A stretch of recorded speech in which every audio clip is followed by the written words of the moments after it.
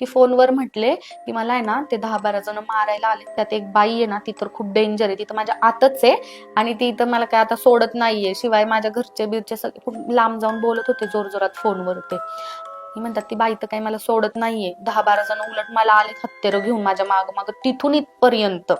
म्हणजे ते फोनवर म्हणले की जिथं फार्म हाऊसला गेलते ना त्या फार्म हाऊस पासून ते 10-12 जण अजूनपर्यंत माझ्या माग आले आणि ते मला रोज दिसतात. ती बाई तर मला खूप त्रास देते माझ्या आतून, म्हणजे जसं काय माझ्या पूर्ण हातपाय सुन्न पडले तेवढा ती मला त्रास देते. मी मजबूर झालोय.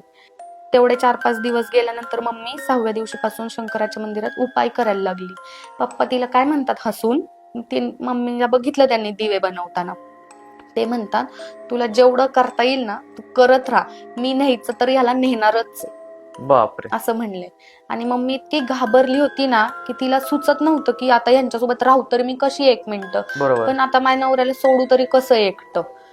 तर तिला अगोदरच माहित होतं पण की काहीतरी यांच्यासोबत वाईट घडणार आहे. हा व्हिडिओ पूर्ण पाहण्यासाठी बायोमध्ये लिंक दिलेली आहे, लिंकवर क्लिक करा आणि मिस्ट्री टॉक्स यूट्यूब चॅनलला जाऊन पूर्ण व्हिडिओ पहा.